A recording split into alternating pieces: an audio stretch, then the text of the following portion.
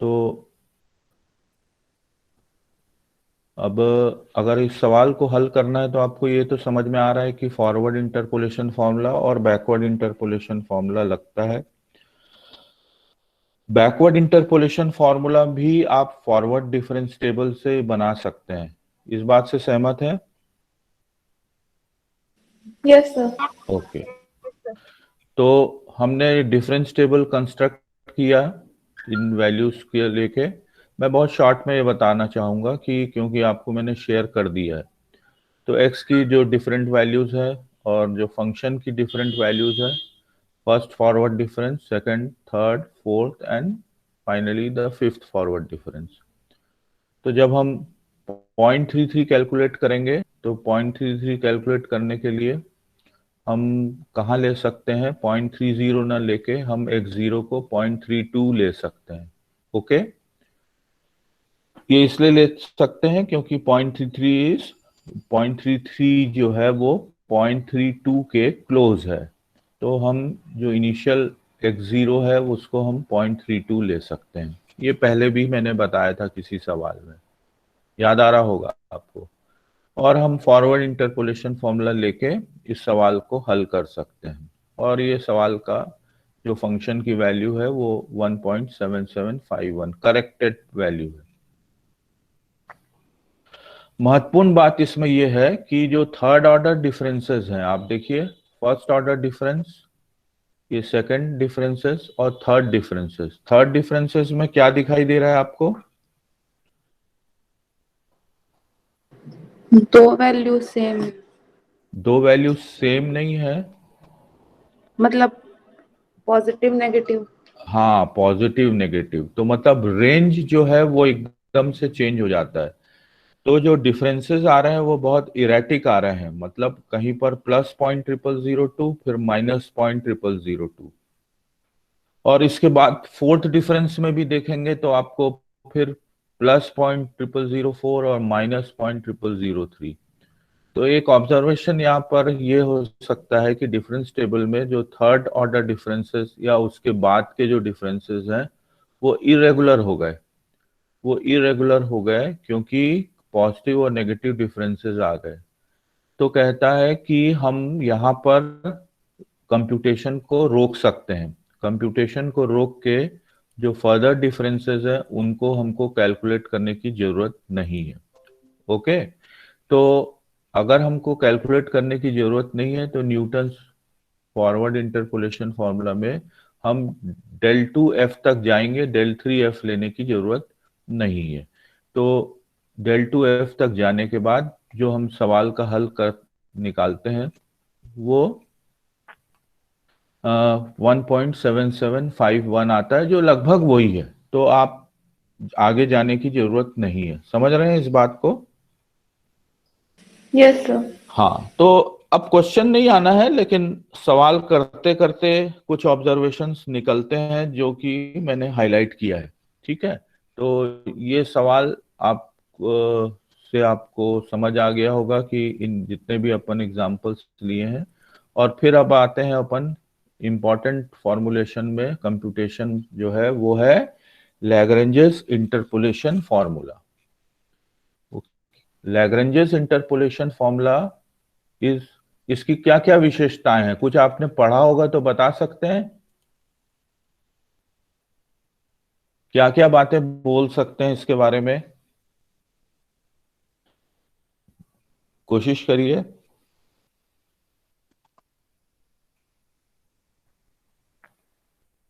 क्यों भाई, बता सकते हैं क्या क्या फॉर्मुलेशन में आपको, जो आपने पढ़ा होगा निश्चित, तो क्या क्या चीजें सामने आई हैं? बोलिए। क्यों भाई?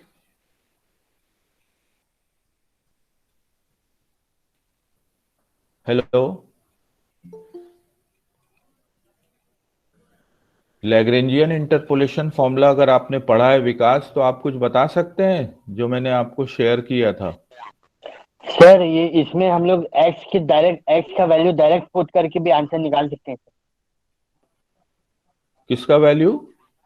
मतलब एक्स का वैल्यू उसमें मतलब क्वेश्चन में दिया रहेगा ना, तो उसका फॉर्मूले में पुट करके डायरेक्ट आंसर निकल जाएगा सर। उसको इसके लिए ना वो आखिरी का वैल्यू मतलब वो पॉलिनोमियल निकालने की जरूरत नहीं है सर। पॉलिनोमियल निकालने की जरूरत नहीं है सर। अच्छा।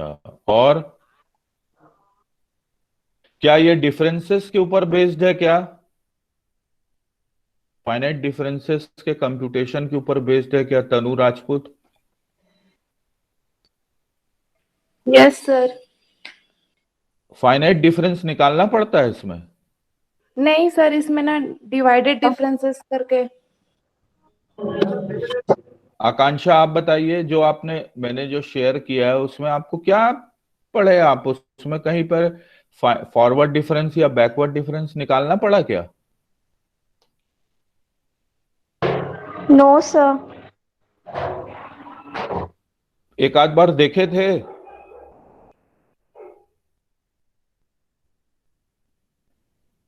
रिया मिश्रा आप बताइए, क्या आपको समझ में आया लैग्रेंज इंटरपोलेशन फॉर्मूला में हम क्या करते हैं? सर मैं तो पिछले क्लास ही अटेंड नहीं की थी, मेरे फोन में इशू आ रहा है सर, कभी कनेक्ट होता है कभी नहीं कनेक्ट हो पाता है। ज्योति आप बताइए।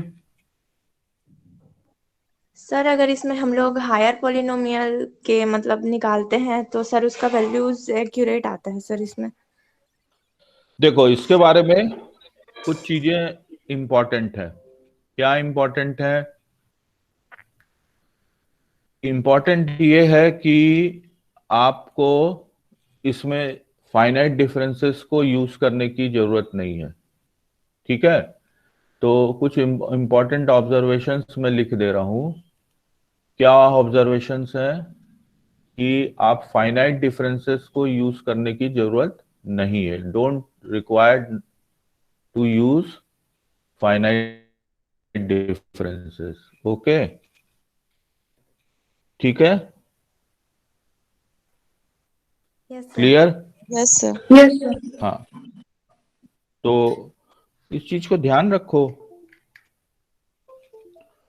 तो अगर फाइनाइट डिफरेंसेस यूज करने की जरूरत नहीं है तो हमारे को कोई भी बैकवर्ड या फॉरवर्ड किसी प्रकार का डिफरेंस नहीं निकालना। No, finite differences are not used. अंतर देखिए आप। दूसरा अंतर यह है कि पहला अंतर ये हो गया, दूसरा अंतर ये है कि डाटा पॉइंट्स इक्वली स्पेस्ड होने चाहिए क्या? कंपलसरी है क्या? नो सर, वो नो अलग सर। अलग भी हो। हाँ, तो ये जो लैग्रेंजियन फॉर्मूला है ये equally spaced data points, equally spaced data points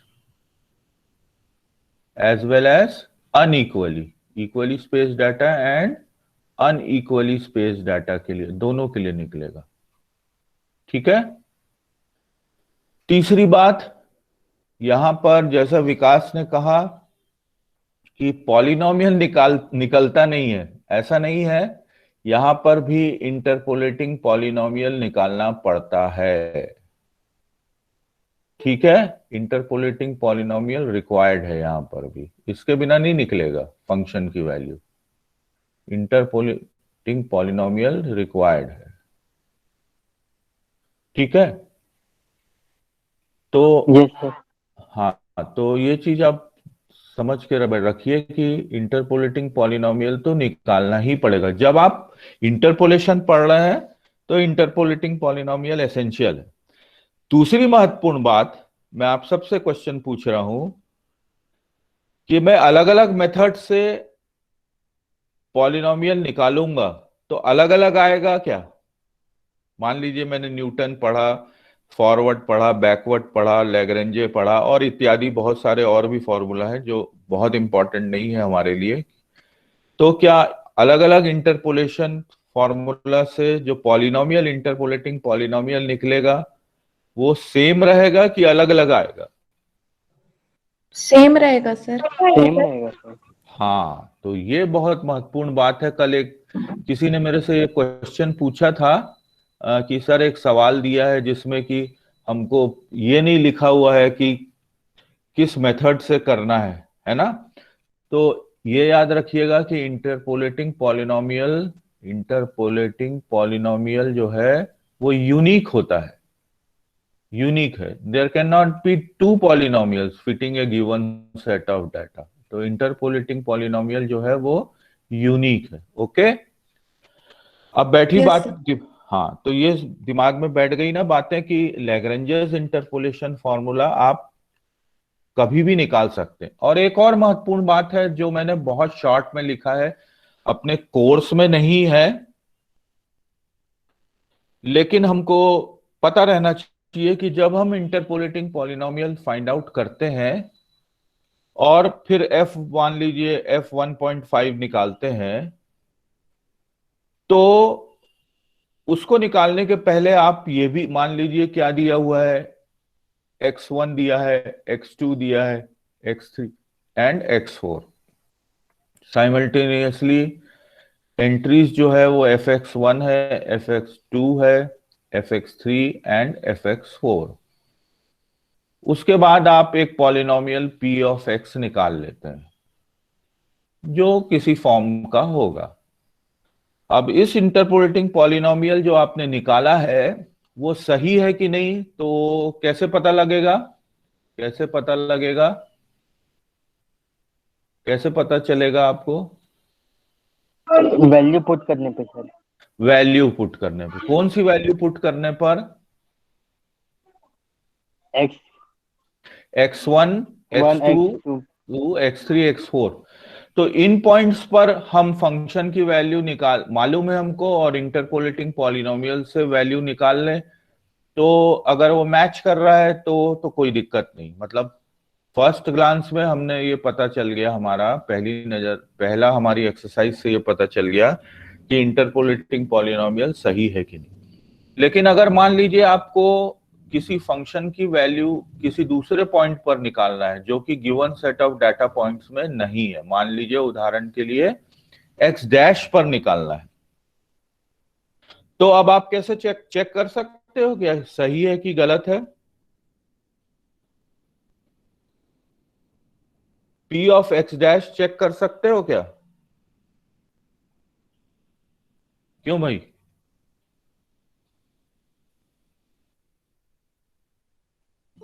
p of x dash check कर सकते हो हैं? पॉलिनोमियल की वैल्यू x डैश पे चेक कर सकते हो क्या? No sir. क्यों? क्योंकि देखो बेटा, अगर आप fx1 की वैल्यू आपको मालूम है तो fx1 की वैल्यू मालूम है, मतलब क्या होना चाहिए? p ऑफ x1 किसके बराबर होना चाहिए? fx1 के बराबर। हो गया, पता चल गया, क्योंकि हमको fx1 मालूम है। p ऑफ x2 fx2 के बराबर है, p ऑफ x3 fx3 के बराबर है। तो जितने डाटा पॉइंट्स है वहां पर तो चेक करना संभव है। और ये सारे पॉइंट्स क्या कहलाते हैं? ये नोडल पॉइंट्स कहलाते हैं, ये नोडल पॉइंट्स कहलाते हैं। लेकिन अगर x1, x2, x3, x4 के अलावा किसी पॉइंट पर, किसी आर्ग्यूमेंट पर फंक्शन की वैल्यू निकालने को बोला और आपने निकाला इंटरपोलेटिंग पॉलिनोमियल का यूज करके, तो वो सही निकला या नहीं निकला नहीं पता चल पाएगा। तो इस केस में हमको जरूर एरर को भी ध्यान रखना रहता है। तो error in the value of the function, value of fx dash, तो हमको इंटरपोलेटिंग पॉलिनोमियल भी देखना पड़ेगा और जो फंक्शन की वैल्यू है उसका अंतर भी देखना पड़ेगा। तो वो एरर का कंसेप्ट भी इंपॉर्टेंट है, हम हालांकि हमारे कोर्स में नहीं है। तो ये सारी इस इंट्रोडक्शन के साथ अब अपन लैग्रेंजेस इंटरपोलेटिंग पॉलिनोमियल में आते हैं। ठीक है, बढ़े आगे। Yes, sir. Yes sir. तो ये जो मैंने अभी 5 मिनट आप लोग के साथ एक इंट्रोडक्शन दिया है इंटरपोलेटिंग फॉर्मूला के ऊपर, लैग्रेंजे के, इसके ऊपर ऑब्जेक्टिव के क्वेश्चन बन सकते हैं, है ना। अब देखिए कि मान लीजिए उसी तरीके से फिर से हम डाटा इमेजिन करते हैं, डाटा पॉइंट्स लेते हैं, xi लेते हैं और करस्पॉन्डिंगली f ऑफ xi लेते हैं। शॉर्ट में xi के साथ f ऑफ xi को fi भी लिख सकते हैं। ओके, तो आप कंफ्यूज मत होइएगा, f of xi is same as fi, जहां पर i की वैल्यूज 0 से लेके n तक जाएगी, और इस प्रकार से आपके पास कितने डाटा पॉइंट्स होंगे, n+1 डाटा पॉइंट्स होंगे। कभी कभी आपको परीक्षा में कंफ्यूज करने के लिए, चूंकि आपको प्लेन में किसी कोऑर्डिनेट सिस्टम में आपको पता होगा कोई पॉइंट के कोऑर्डिनेट्स होंगे कि नहीं, x कोऑर्डिनेट और y कोऑर्डिनेट होगा, तो एक को एब्सिसा कहते हैं और दूसरे को ऑर्डिनेट कहते हैं।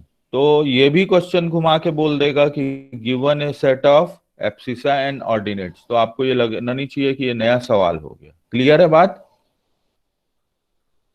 Yes sir. हाँ, तो एब्सिस ये x और fxi का एक सेट दे दिया है, और कितने डाटा पॉइंट्स हैं, n+1 डाटा पॉइंट्स हैं।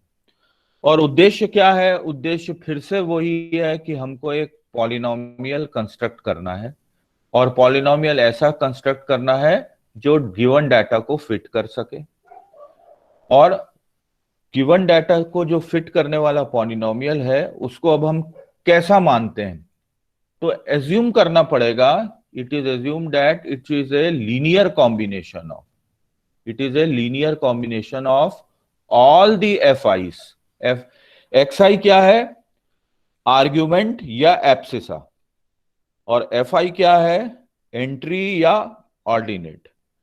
तो जो इंटरपोलेटिंग पॉलिनोमियल जो हम फाइंड आउट करना चाह रहे हैं या जिसको बनाना चाहते हैं, हमने उसको कैसे बनाया?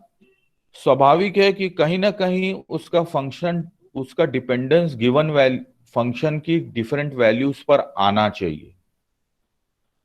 और आना चाहिए मतलब fx1 मतलब f1, fx2 मतलब f2, f3, f4 और fi, सारे fi's के ऊपर वो डिपेंड करना चाहिए। एक सिंपल तरीका होगा डिपेंडेंस का कि वो जो पॉलिनोमियल हम कंस्ट्रक्ट कर रहे हैं वो पॉलिनोमियल कैसा कंस्ट्रक्ट कर लें, एज ए लीनियर कॉम्बिनेशन। तो मान लीजिए कि हमने उस पॉलिनोमियल को कैसे नेम किया,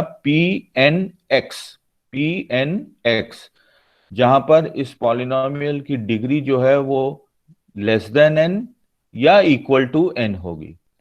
ओके, ये बहुत बड़ा इशू नहीं है, जब अपन करेंगे सवाल तो अपने को समझ आने लग जाएगा। 2-4 सवाल करेंगे तो ये इशू समझ आ जाएगा कि लेस देन n कब होगा और इक्वल टू n कब हो सकता है। तो हमने लीनियर कॉम्बिनेशन बनाना शुरू किया, तो पहला टर्म बनाया L0x into f of x0, दूसरा term L1x into f of x1, lnx into f of xn। fx0, fx1 और fxn ये सब क्या राशियां हैं? ये कहां से मिल जाती हैं, कहां दी हुई हैं? ये गिवन डाटा सेट में दी हुई हैं, और जो सिर्फ और सिर्फ कैसी है, वो संख्याएं हैं, दे आर ऑल नंबर्स हैं। तो जो हमने पॉलिनोमियल कंस्ट्रक्ट करना शुरू किए हैं उसकी शर्त यह है कि इट शुड बी वो कैसा होना चाहिए, लीनियर कॉम्बिनेशन होना चाहिए ऑफ ऑल दी fi's। अब L0, L1x, L1x, lnx ये सब क्या है? दे आर ऑल पॉलिनोमियल, सभी पॉलिनोमियल है of degree n, in order that. और ये इसलिए जरूरी है क्योंकि गिवन डाटा जो है उसको हम किससे रिप्रेजेंट कर रहे हैं? nth डिग्री पॉलिनोमियल से रिप्रेजेंट कर रहे हैं। तो ये सबसे महत्वपूर्ण चीज है, ये भी परीक्षा में पूछ सकता है कि जो हम कंस्ट्रक्ट करते हैं पॉलिनोमियल उसका फॉर्म क्या है, what is the form of the polynomial in the Lagrangian method. समझ रहे हो बात को? Yes sir. Yes sir. तो याद कैसे रखना है? L0 से लेके lnx सब पॉलिनोमियल्स हैं और सबकी डिग्री n है, क्योंकि जो हमने पॉलिनोमियल एज्यूम किया है, कंस्ट्रक्ट कर रहे हैं, वो nth डिग्री का है। fx0 या f0, fx1 या f1, fxn या fn ये सब क्या है? ये सब नंबर्स हैं। तो ये सारे नंबर्स हैं और साथ में मल्टीप्लाइड हैं पॉलिनोमियल्स। अब ये जैसा हमने न्यूटन्स में किया था, फॉरवर्ड में और बैकवर्ड में, अगर ये पॉलिनोमियल डाटा को फिट कर रहा है, okay, if the polynomial is fitting the data, तब जो डाटा पॉइंट्स की शुरुआत कहां से हो रही है, x0 से, तो Pn x0 किसके बराबर होना चाहिए, किसके बराबर होना चाहिए, f ऑफ x0 के बराबर होना चाहिए। क्यों? क्योंकि हमने अज्यूम कर लिया कि गिवन जो पॉलिनोमियल हम बना रहे हैं, कंस्ट्रक्ट किए हैं, वो गिवन डाटा पॉइंट्स को फिट कर रहा है। अगर फिट नहीं कर रहा होता तो इक्वल टू की कंडीशन इक्वल टू नहीं लिख पाते। चूंकि वो फिट कर रहा है इसलिए Pn of x0 is equal to f of x0। तो जहां जहां अब आपका x लिखा हुआ है वहां वहां क्या रखोगे, जहां जहां x लिखा हुआ है इस एक्सप्रेशन में, जहां पर मैं हाईलाइट कर रहा हूं, इस एक्सप्रेशन में जहां जहां x लिखा हुआ है वहां क्या रखोगे, क्या रखोगे, x0। x0। हाँ, तो L0 x0 into F of x0 plus L1 x0 into F of x1 plus ln x0 into F of xn। ठीक है। अब शर्त यह है कि अगर डाटा पॉइंट्स को फिट कर रहा है तो Pn x0 आइडेंटिकली इक्वल किसके बराबर होना चाहिए, f ऑफ x0 के बराबर होना चाहिए। है ये बात सही? ये बात आई समझ में? तो अगर मैं इस रिलेशन के संदर्भ में देखूं जिसमें स्टार बनाया, इस रिलेशन के संदर्भ में देखूं कि Pn ऑफ x0 बराबर होना चाहिए f ऑफ x0 के, तो कुछ कंडीशंस यहां से निकाल सकते हैं। क्या कंडीशंस निकाल सकते हैं? पहली कंडीशन कि L0 x0 किसके बराबर होना चाहिए, L0 x0 किसके बराबर होना चाहिए, 1 के बराबर होना चाहिए। और बाकी के जो पॉलिनोमियल्स हैं L1 x0 से लेके ln x0, ये सब के सब क्या होना चाहिए, 0 हो जाना चाहिए। ओके, तो ये शर्त ये निकली कि L0 x0 1 के बराबर और बाकी जितने हैं L1 x0 से लेके ln x0 ये सब के सब 0 के बराबर होना चाहिए। उसी एक बार और इसको रिपीट कर ले। दूसरे डाटा पॉइंट पर आवाज आ रही है ना? अब x बराबर, हाँ, अब x बराबर x1 रख दें तो Pn ऑफ x1 किसके बराबर होगा, f ऑफ x1 के बराबर। और फिर वापस जाएं L0x, तो L0x के बदले क्या आएगा, L0x1 f of x0 L1x1 f of x1 plus ln x1 f of xn। फिर शर्त यह है कि Pn x1 f of x1 के बराबर होना चाहिए। मतलब बाकी क्योंकि f of x1 f of xn f of x0 इसके ऊपर कोई कंडीशन नहीं लगा सकते, ये तो दिया हुआ है वैल्यूज है। तो कंडीशन कहां पे बचती है कि यहां पर कंडीशन लगा दें कि L1 x1 किसके बराबर हो, 1 के बराबर हो, और बाकी जितने टर्म्स हैं L0 x1 से लेके ln x1 ये सब के सब 0 होने चाहिए। तो जनरलाइज कर दें इन दोनों रिजल्ट को, तो Pn xi equal to f of xi या L0 xi into F of x0 plus Li xi into F of xi plus ln xi into F of xn। और जनरलाइज कर दें तो आपको क्या मिलेगा कि Li, अब मैंने दो सब्सक्रिप्ट लगा दिया क्योंकि कहीं पर वो 0 होना चाहिए और कहीं पर क्या होना चाहिए, 1 होना चाहिए। तो वो दोनों कंडीशन को इन्वॉल्व करने के लिए मैंने क्या लिखा कि Li xj इक्वल टू 0 कब 0 होगा, जब i not equal to j, और Li xj इक्वल टू 1 होगा जब i इक्वल टू j होगा। ये बात आई समझ में कि नहीं आई? कोई को पूछना है तो पूछिए, किसी को पूछना है तो पूछिए।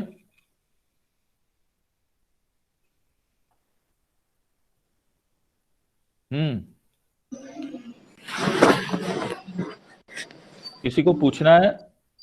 No sir. ये समझ आ गया आपको? देखिए Yes, मैंने sir. यहां तक तो समझ आ गया, फिर मैंने जनरलाइज किया तो x बराबर xi रख दिया, तो Pn xi is equal to L0 into xi into F of x0 plus फिर से चले L1 इंटू x के बदले क्या लिख दोगे, L1 into xi into F of xi, और आखिरी का टर्म आएगा ln xi into F of xn। और जनरलाइज किया जी, इन कंडीशंस को जनरलाइज किया। देखो L1 x1 1 के बराबर कब है? जब ये दोनों सबस्क्रिप्ट सेम हो रहे हैं कि नहीं? Yes sir. यहां पर भी 1 और यहां पर भी 1, तब ये 1 हुआ। अगर दोनों सबस्क्रिप्ट सेम नहीं है तब क्या हो रहा है? ये 0। तो यही चीज को यहां लिखा है Li xj 0 कब होगा? जब i not equal to j, और 1 कब होगा? जब i इक्वल टू j होगा। तो आप ये कंडीशंस को हम लोग इस तरीके से भी लिखते हैं, इसको कहलाते हैं, इसको आपने कहीं पर पढ़ा है क्या? इसको क्रोनकर डेल्टा फंक्शन कहते हैं। आपके कोर्स में है क्या कहीं पर? डेल्टा आई जे की विशेषता यह है कि ये 0 कब होगा? जब i not equal to j, और 1 कब होगा? जब i इक्वल टू j। तो जितने भी पॉलिनोमियल्स हैं, ऐसे जितने भी पॉलिनोमियल्स हैं, ये कहलाएंगे लैग्रेंजेस इंटरपोलेटिंग पॉलिनोमियल, या इसको हम फंडामेंटल पॉलिनोमियल भी कहते हैं। लैग्रेंजेस का फंडामेंटल इंटरपोलेटिंग पॉलिनोमियल। और ये पॉलिनोमियल एग्जैक्टली फिट करेगा डाटा को, जितने भी डाटा पॉइंट्स हैं उनको सबके सब फिट करेगा। अब क्वेश्चन ये होता है कि हम ऐसे पॉलिनोमियल को अब देखो L0 नहीं मालूम है कि आपको L0 क्या चीज है? No sir. नहीं No, मालूम। तो विकास अभी तक जो पढ़े हैं इसको अभी जितना 10 मिनट हमने लैग्रेंजेस के फंडामेंटल इंटरपोलेशन फॉर्मूला को पढ़ा, उसको समराइज करके बता सकते हो?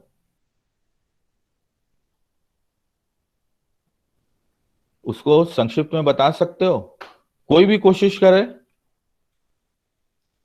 अभी तक हमने क्या देखा? अभी तक मेरे से कोई क्वेश्चन पूछेगा तो मैं ये बोलूंगा कि अभी तक मैंने लैग्रेंजेस का फंडामेंटल इंटरपोलेटिंग पॉलिनोमियल बनाने का तरीका देखा, और उसकी विशेषता यह है कि जो डिफरेंट जो कोफिशिएंट, ये डिफरेंट जो पॉलिनोमियल्स हैं L0 से लेके Ln तक, ये पॉलिनोमियल्स के ऊपर कंडीशन ये लगेगी कि L0 x0 तो 1 के बराबर होगा, लेकिन L1 x0 जो है वो 0 होगा। ओके, ठीक है। Yes sir. अब लेकिन मेरे को ना L0 की पहचान है, ना L1 की पहचान है, किसी चीज की पहचान नहीं है।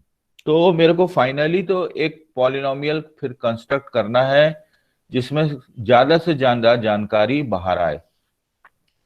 तो पहला स्टेप यह है कि हमें डिफाइन करता हूं, मान लीजिए, और बड़ी होशियारी से डिफाइन करा आपने, Li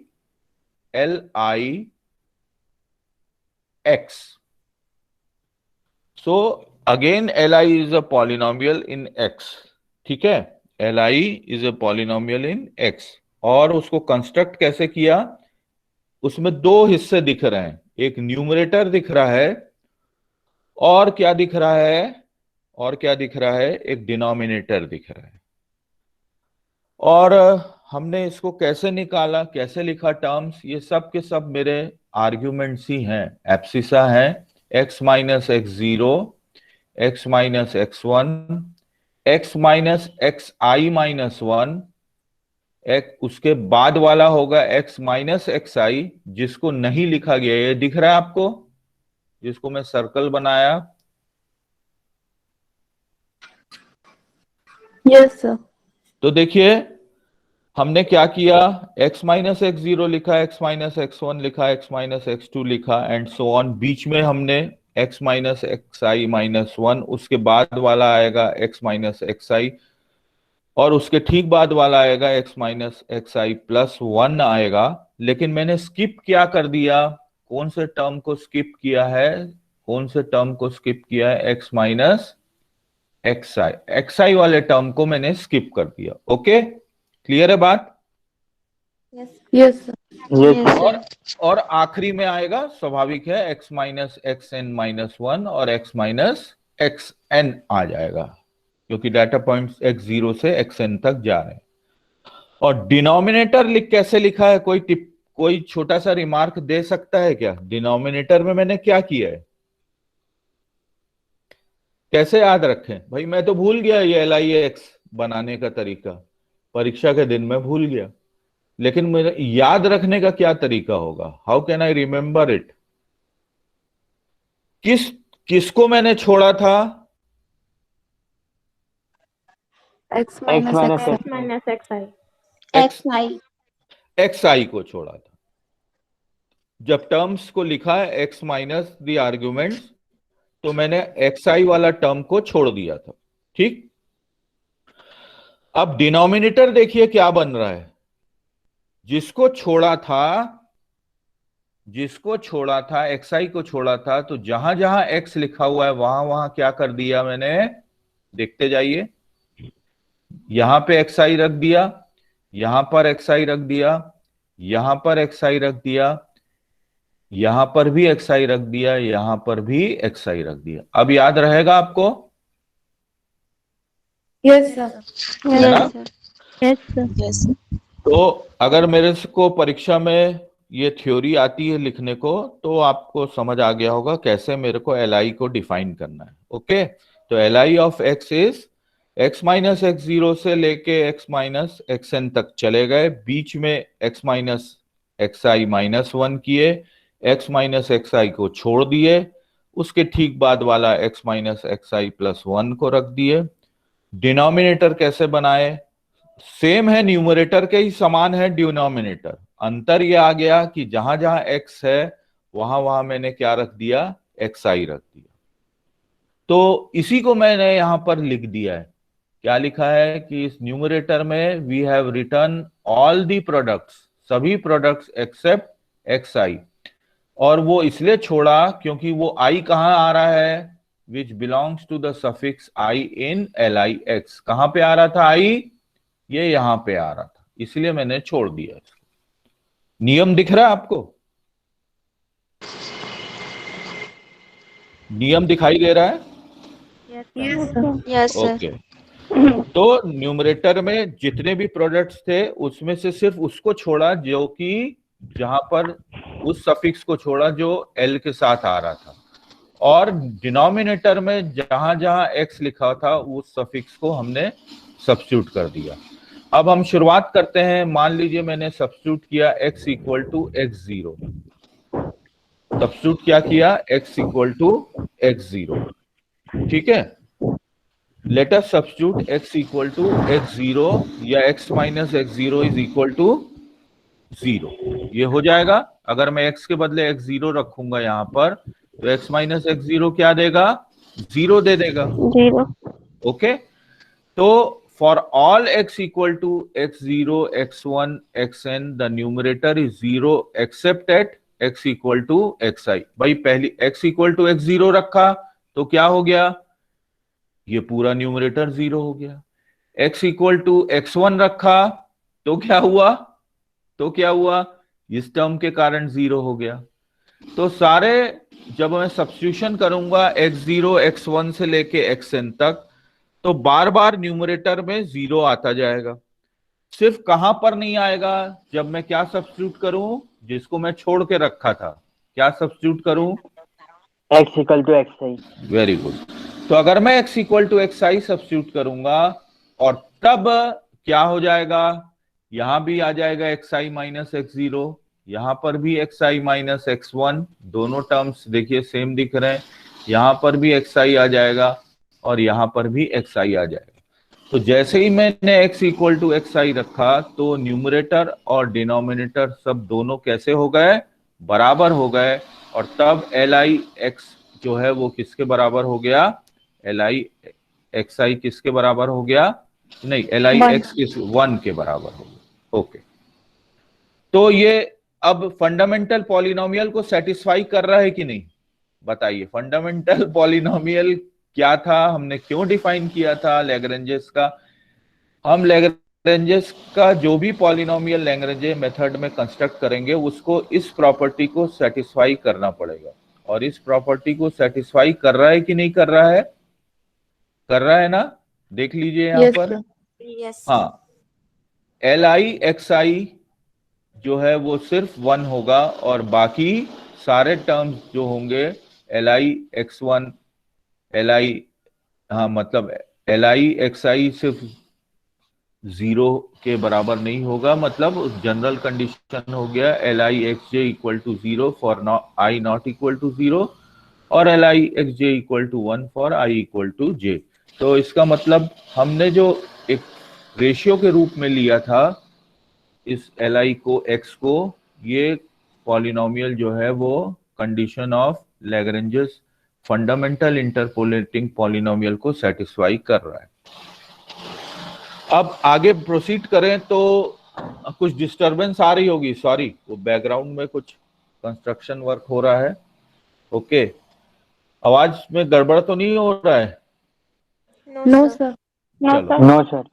चलो, तो मैंने फंडामेंट अभी फिर रिवाइज कर लेते हैं। हमने फंडामेंटल पॉलिनोमियल बनाया लैग्रेंजेस का, उसकी क्या प्रॉपर्टी ये देखा, फिर हमने एक पॉलिनोमियल कंस्ट्रक्ट किया जो एक रेशियो के रूप में निकल रहा है, बनाया, और उसको भी चेक करके देख लिया कि वो कंडीशन को सेटिस्फाई कर रहा है कि नहीं, वो भी हो गया। अब हम एक सिंपल एक नोटेशन बदलते हैं। अब हम नोटेशन कैसे बदलते हैं, इन सिंपल नोटेशन, थोड़ा नोटेशन चेंज करते हैं। Let wx be the product using all the abscissa x0 x1 xn। तो जो wx है वो हमने क्या लिखा है, कुछ नहीं, जो पहले हमने किया है उसी प्रकार का है, x minus x zero into x minus x one into x minus x two, x minus x i रखा है, ये अभी पॉलिनोमियल नहीं, और x माइनस एक्स एन, ये सारे को प्रोडक्ट जो है इन्वॉल्विंग द वेरियस एब्सिसा या जो आर्ग्यूमेंट है उनसे बनाए हुए ये टर्म्स हैं, और इन सब के प्रोडक्ट को हमने wx से डिनोट कर दिया।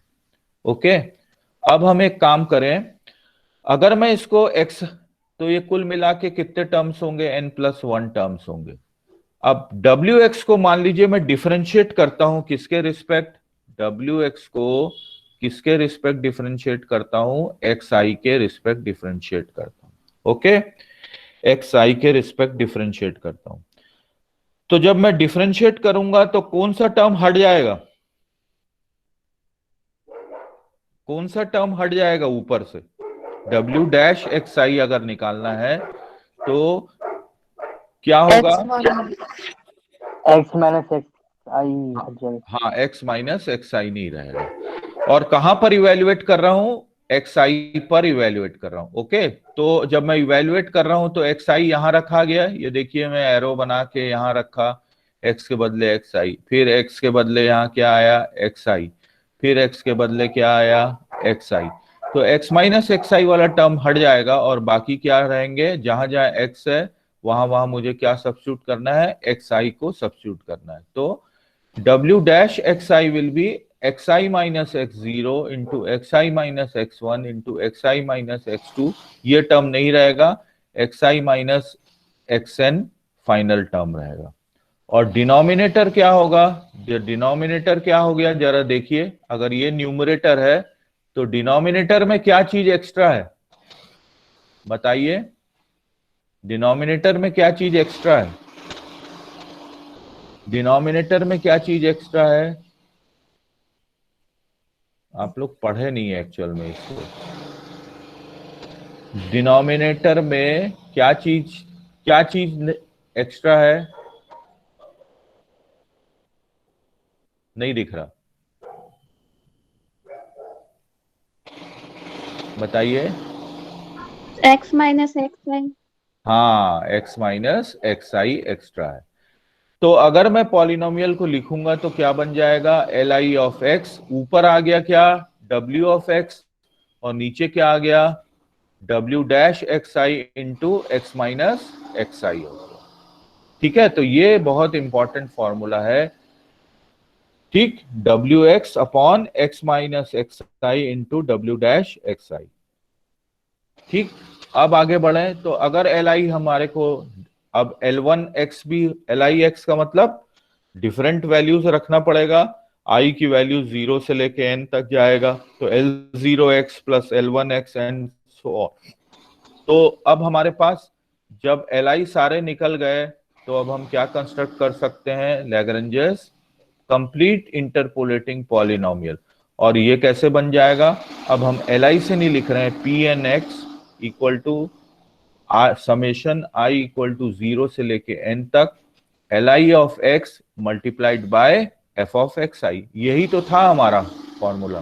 कहाँ था फॉर्मूला, इसी तरीके से तो हमने शुरुआत किया था, ये देखिए इसी तरीके से शुरुआत किया था। तो हमने कुछ नहीं किया, लीनियर कॉम्बिनेशन बना दिया इनका, L I X into F of x I. तो लैग्रेंजेस, अगर कोई आपको एक नंबर का सवाल आया, लैग्रेंजेस इंटरपोलेटिंग पॉलिनोमियल का डेफिनेशन दीजिए, लैग्रेंजेस इंटरपोलेटिंग पॉलिनोमियल का डेफिनेशन दीजिए। तो डेफिनेशन ये देंगे आप, और फिर लिखेंगे जहां पर एल आई एक्स किसके बराबर है, W X upon X minus x I into W dash X I, और जहां पर डब्ल्यू एक्स किसके बराबर है, इस प्रकार के प्रोडक्ट से बना हुआ है डब्ल्यू एक्स। ठीक है, तो थोड़ा सा थ्योरी लिखते समय तकलीफ होती है, लेकिन जब आप सवाल 2-3 कर लेंगे और वापस फिर से थ्योरी को देखेंगे तो आपको बहुत क्लियर हो जाएगा। तो हम एक काम करते हैं, स्पेशल केस लेते हैं। सबसे पहले हम ये एक लीनियर इंटरपोलेटिंग पॉलिनोमियल के बारे में बात करते हैं, लीनियर इंटरपोलेटिंग पॉलिनोमियल। तो और सुविधा के लिए हमने 2 ही पॉइंट लिया, x0 x1 और f ऑफ x0 और f ऑफ x1। तो यहाँ पर क्या लिख सकते हैं, f ऑफ x0 को f0 और f ऑफ x1 को f1 लिख सकते हैं। ठीक, तो wx कितने टर्म्स रहेंगे, wx में अब कितने टर्म्स रहेंगे, 2 रहेंगे, x माइनस x0 और x माइनस x1। और जब आप L0x लिखेंगे तो कौन से टर्म को स्किप करेंगे, x0। हाँ ओके, तो इसीलिए यहां पर क्या लिखा गया, x माइनस x1 हो गया।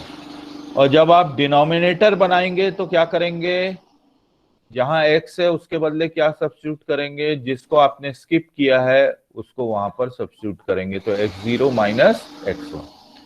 और जब आप L1x लिखेंगे तब क्या करेंगे, इसको स्किप करेंगे, x1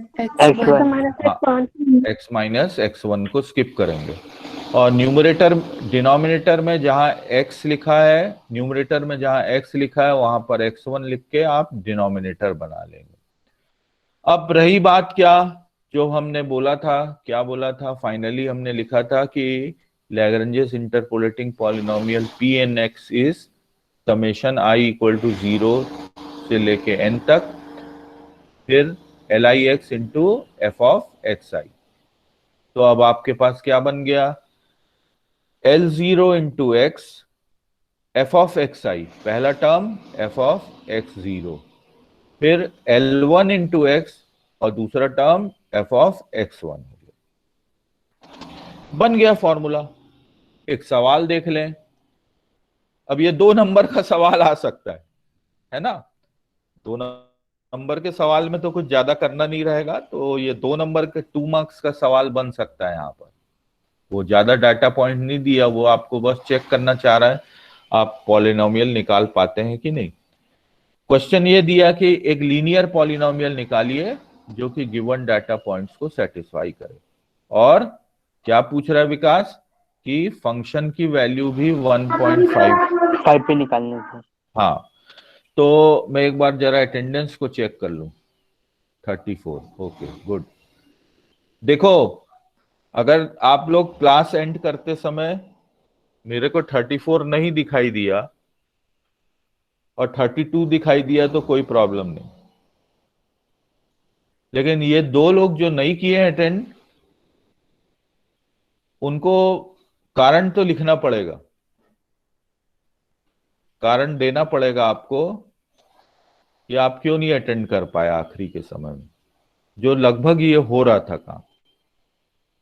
तो जब आपके साथ टीचर कोऑपरेट कर रहा है तो आप भी कोऑपरेट करिए। ओके, तो L0x किसके बराबर होगा? x minus x1 upon x0 minus x1। x1 की वैल्यू मालूम है -2 x minus 2, x0 minus x1 is 1 minus 2 minus 1, तो माइनस x माइनस 2 हो गया। और उसी तरीके से L1 भी निकाल सकते हैं, ये भी निकल आया। पॉलिनोमियल को बना लीजिए, तो देखिए यहां पर कैसा दिख रहा है ये पॉलिनोमियल, क्वाड्रेटिक है कि लीनियर है? ये लीनियर लीनियर। पॉलिनोमियल। लीनियर। हाँ, तो फंक्शन की वैल्यू निकल गई। अब मान लो क्वाड्रेटिक पॉलिनोमियल बोल रहा है, तो स्वाभाविक है मैंने डाटा पॉइंट्स 3 ले लिए, ठीक। तो जब मैंने डाटा पॉइंट्स 3 ले लिए तो x0, x1 और x2 करस्पॉन्डिंग जो फंक्शन की वैल्यू है f ऑफ f0, f1 और f2, और फंडामेंटल पॉलिनोमियल्स बना ले पहले, फिर उनका कॉम्बिनेशन बना के अपन इंटरपोलेटिंग पॉलिनोमियल बनाएंगे। देखिए एक और बात निकल आई, जो लैग्रेंजेस का जो इंटरपोलेटिंग पॉलिनोमियल फाइनली कंस्ट्रक्ट होता है वो कैसे होता है? फंडामेंटल पॉलिनोमियल्स के कॉम्बिनेशन से बनता है। गलत बोल रहा हूं कि सही बोल रहा हूं? कुछ समझ आया? L0x इंटू f0, ओके, यही बनेगा L0x into f0, L1x into f1, L2x into f2। यहां पर जो L0, L1 और L2 है ये फंडामेंटल पॉलिनोमियल्स है। तो जब आप लैग्रेंजे का इंटरपोलेटिंग पॉलिनोमियल कंस्ट्रक्ट करोगे तो आवश्यक ये होगा कि आप पहले फंडामेंटल पॉलिनोमियल्स को बना लीजिए, ठीक है? हाँ, यस तो सर। अब तो जब L0x लिखेंगे तो क्या स्किप करेंगे? मैं जल्दी बढ़ता हूं आगे। L0x लिखेंगे तो क्या स्किप करेंगे? x minus x0, x minus x0, और डिनोमिनेटर में x0 रखेंगे, है ना? जहां x है उसके बदले सब्स्टिट्यूट करेंगे, you have to substitute x0। जब मैं L1x करूंगा तो x माइनस x1 को स्किप करूंगा और डिनोमिनेटर में जहां x है वहां x1 रखूंगा। जब मैं L2x निकालूंगा तो x माइनस x2 को स्किप करूंगा और जहां डिनोमिनेटर में x है वहां पर x2 रखूंगा, एंड सो ऑन। तो P2x is equal to and so on आ जाएगा। ये एक सिंपल सवाल दिया हुआ है, आप भी कर सकते हैं, सवाल इसका कोई कठिन नहीं है। L0, L1 और L2 निकाले और फिर ये फंडामेंटल पॉलिनोमियल से इंटरपोलेटिंग पॉलिनोमियल कंस्ट्रक्ट किए और फाइनली हमारा जो पॉलिनोमियल निकला वो क्वाड्रेटिक निकला, ठीक। तो इसकी डिग्री देखिए कितनी आई डिग्री इसकी? 2 आई, 2 आई की नहीं, है ना? और तो हमारे पास डाटा पॉइंट क्या था? x0, x1 और x2 था, तो n बराबर यहां पर 2 था। जो पॉलिनोमियल हमारा कंस्ट्रक्ट हुआ वो इक्वल टू n के बराबर हुआ, उसकी भी डिग्री क्या हुई? 2 के बराबर हुई। तो in some cases it can be less than n also, clear? वो सवाल करते समय दिखेगा। अब मैंने जो आपको शुरुआत में कहा था कि कुछ एरर भी होता है, और एरर किस इन इंटरपोलेशन, ये हमारे कोर्स में नहीं है लेकिन एक छोटी सी बात, और इस एरर को हम क्या कहते हैं? ट्रंकेशन एरर भी कहते हैं। इस एरर को ट्रंकेशन एरर।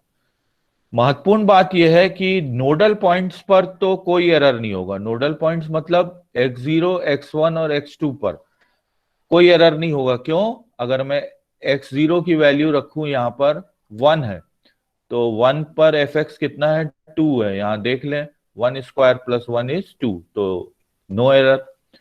जब x बराबर 2 रखा तो फंक्शन की वैल्यू 5 आया, तो 2 स्क्वायर प्लस 1 इज अगेन 5। जब जब x की वैल्यू 4 रखा तो 17 आया। तो नोडल पॉइंट्स पर तो कोई एरर नहीं है, लेकिन हमको अगर P23 निकालना होता, जो निकाले हैं अभी उदाहरण के लिए, यहां पर हमको एरर नहीं मालूम है। तो एरर जरूर निकलेगा, और ये एरर जो होगा वो ट्रंकेशन एरर होगा। मैं इसके डिटेल में इसलिए नहीं जा रहा कि वो कोर्स में नहीं है। ठीक, आगे बढ़े, एक दो सवाल देख ले। Yes sir.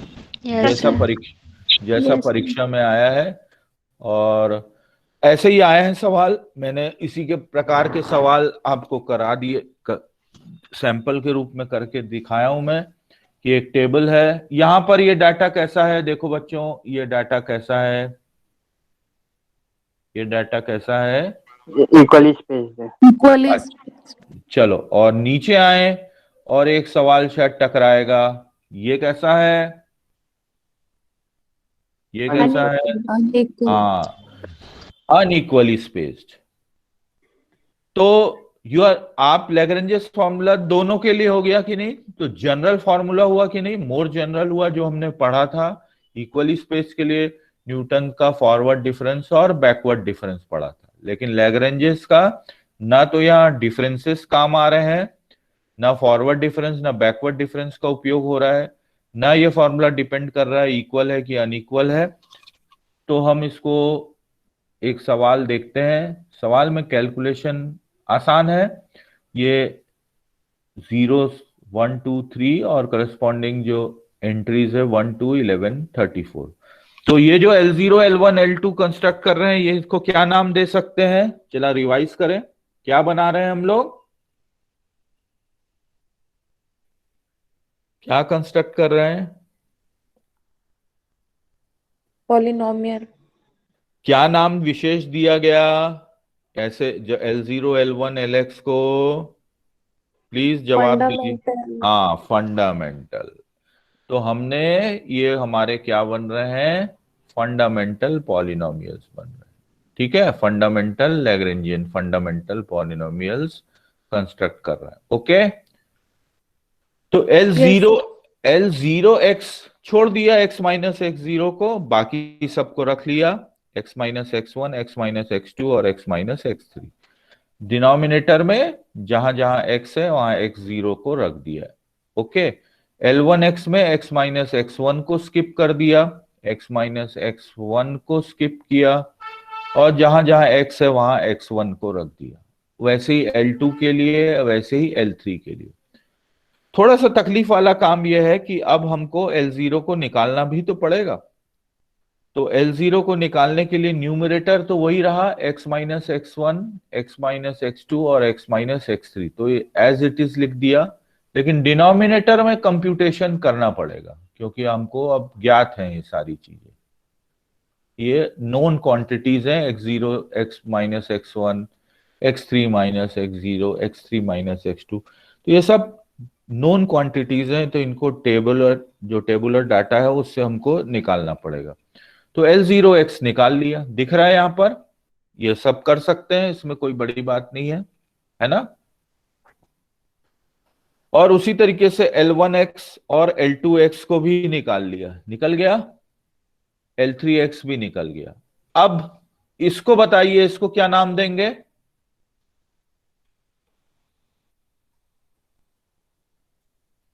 इसको क्या नाम देंगे?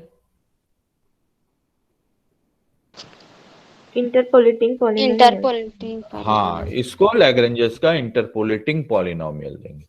और जो L0 L1 L0x L1x L2x और L3x, ये फंडामेंटल पॉलिनोमियल, और इनसे ही मिलकर बना है हमारा लैग्रेंजेस का interpolating polynomial for the entire data. और हमने रख दिया इसको सबको। तो जो मैं आपको बताना चाह रहा हूं, थोड़ा सा यहां ध्यान दें, यहाँ पे ये टेक्निक को ध्यान रखिएगा। ये वैल्यूज को रख दिया, x minus x minus 1 x minus 2 x minus 3, ये तीनों यहां पर है। यहां पर x माइनस 2 x माइनस 3 है, x है लेकिन x माइनस x1 नहीं है। ओके, यहां पर x माइनस 2 नहीं है, यहां पर x माइनस 3 नहीं है। ठीक, दिख रहा है यहाँ पर? Yes sir. Yes yes sir. तो बस इतना याद रखो कि तुम पूरे प्रोडक्ट्स को बाहर कर दो, तो x को भी ले लो बाहर, x-1, x-2 और x-3। तो जो नहीं है, जो टर्म्स में नहीं है, उसको, उस टर्म को आपको डिनोमिनेटर में रखना पड़ेगा। जैसे उदाहरण के लिए यहाँ 1, 2, 3 तीनों है लेकिन x नहीं है, तो x कहाँ चला आएगा? डिनोमिनेटर में रख दिया। यहाँ पे x-1 नहीं है तो ये 1/x-1 हो गया, क्योंकि 2 और 2 कैंसल आउट हो गया।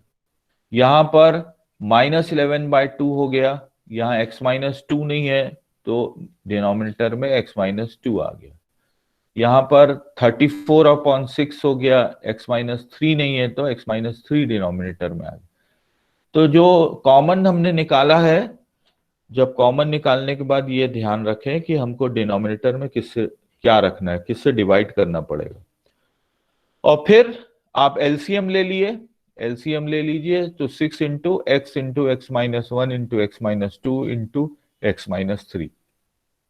जो टर्म्स नहीं है x-1, x-2, x-3 यहाँ नहीं है, वो रख दिया। x into x-2 into x-3 यहाँ रख दिया। 2 3 6, 3 into 11 33x into x-1 into x-3, 34 into x-1 into x into x-, यहाँ शायद गलत लिखा हूं मैं, 2 होना चाहिए ये। ओके, दिख रहा है यहाँ पर गलती क्या हुई है? Yes sir. ठीक है। और ये 33, हाँ नहीं सॉरी, करेक्ट यहाँ पे था, ये वाला टर्म है। ठीक है -33 इंटू x-1 इंटू x-3 और 34 वाला टर्म यहाँ आया, 34 इंटू x-1 इंटू x-2। तो इस प्रकार से हमने P3 को कंस्ट्रक्ट कर लिया और हमारा पॉलिनोमियल क्या आया? इस प्रकार का पॉलिनोमियल चल रहा है। तो इसकी डिग्री कितनी है? 3 है ना? इसकी डिग्री 3 है। और अब आप इस पॉलिनोमियल की सहायता से आप कोई भी और x पर आप फंक्शन की वैल्यू निकाल सकते हैं। ठीक, अब एक और सवाल देख लो, लास्ट सवाल, जिसमें कि जो अनइक्वली स्पेस डाटा है। करने का तरीका बिल्कुल वैसा ही है जैसा कि हमने पहले किया है, कहीं आपको कोई भी चेंज लाना नहीं है। 1 2 3 4 है डाटा पॉइंट्स, है ना? और जब हम L0, L1, L2 सब निकालेंगे और उसके बाद L3 भी निकालेंगे, फिर हम सारी वैल्यूज को निकाल लेंगे। ये x3 माइनस x0 और ये सारे जो एंट्री आर्ग्यूमेंट्स हैं इनकी वैल्यूज मालूम है, इसलिए निकाल सकते हैं। और P3 को फाइनली कंस्ट्रक्ट करना शुरू कर दिया। तो यहाँ थोड़ा सा कैलकुलेशन है, लेकिन आपको घबराना नहीं है क्योंकि यहाँ पर सिंपल है ये मेथड। फिर उसी तरीके से मैंने कुछ कॉमन निकाल लिया होगा, x into x-2 into x-5 और साथ में x+1 को भी निकाल लिया। तो नीचे डिवाइड करते समय ध्यान देना है, अंदर के टर्म्स में x+1 से यहाँ डिवाइड करना है, यहाँ पर x से डिवाइड करना है, यहाँ पर x-2 से डिवाइड करना है, यहाँ पर x-5 से डिवाइड करना है, एंड सो ऑन। तो ये करते गए और फाइनली हमारे पास, अब देखिए यहाँ पर पॉलिनोमियल कैसा आया,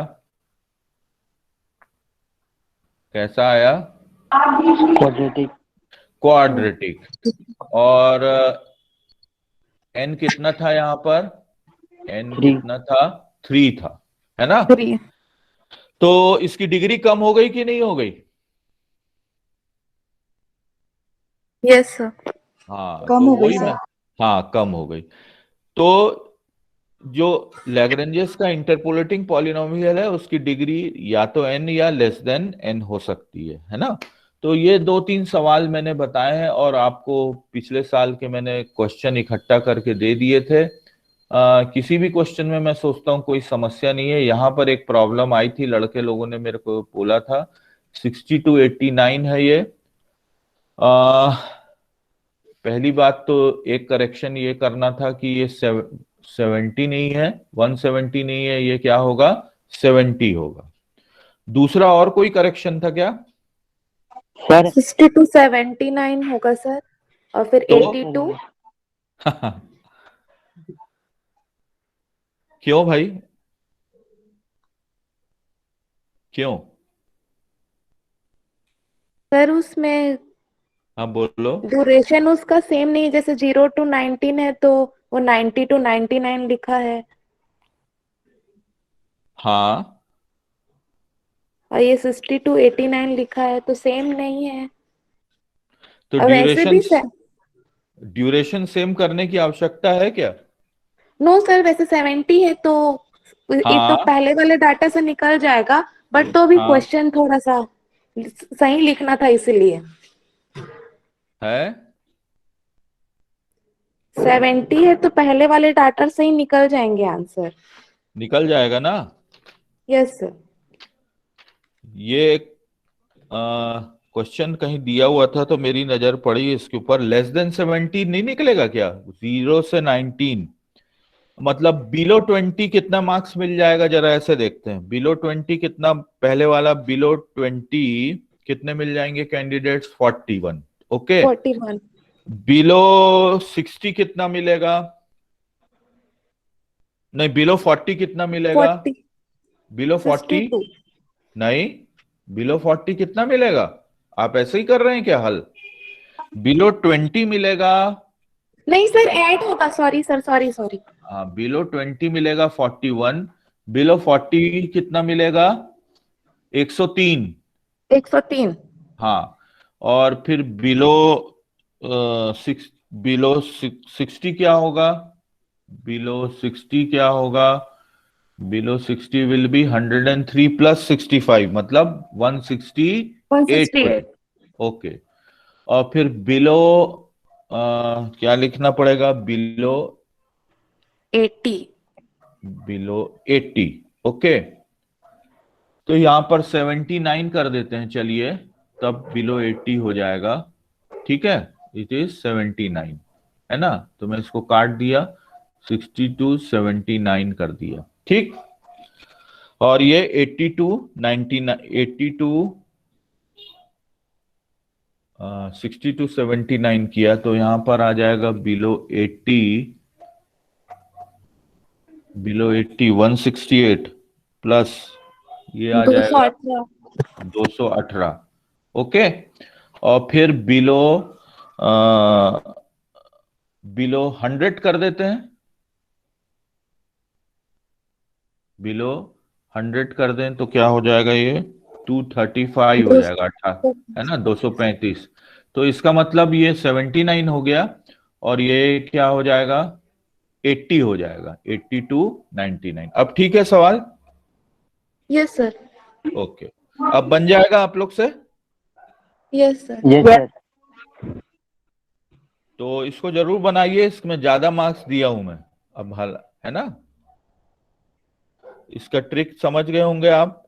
ठीक है, तो ये सारे सब सवाल इसलिए दिया हूं कि ये परीक्षा में आए थे, इसको छोड़ के ये नहीं आया था, बाकी सारे सवाल परीक्षा में आए थे। तो मैं सोचता हूं कि कोई कठिनाई नहीं होनी चाहिए। How is it useful? Useful कहाँ कैसे होगा भाई, इसका कोई आंसर देगा? सर इसमें फॉरवर्ड डिफरेंस टेबल है, इसका यूज नहीं होगा सर, मतलब किसमें? नहीं नहीं, मतलब मैंने हाँ, क्वेश्चन पढ़ो, हड़बड़ नहीं करो। मैंने असाइनमेंट जो दिया है इंटरपोलेशन पे दिया है। What is interpolation and how is it useful? तो हाउ इज इट यूजफुल का क्या आंसर होगा? क्यों भाई? सर जो वैल्यू दी नहीं है उसको भी निकाल सकते हैं बी। नहीं नहीं नहीं नहीं, सर वो तो मेथड ही ऐसा, वो तो मेथड ही यही कहता है कि आपको निकालना है। वो मेथड ही यही कहता है कि आपको निकालना है। सर एक एक मिनट होल्ड करिएगा।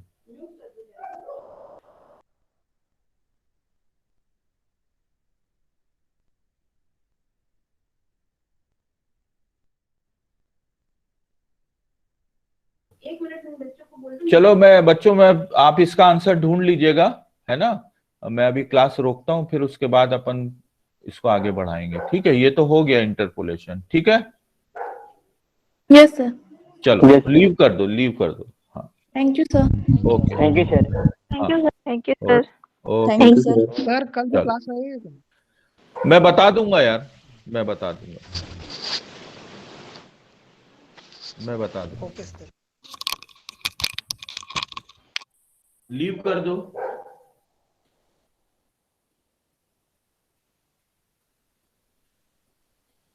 रिया लीव करो क्लास।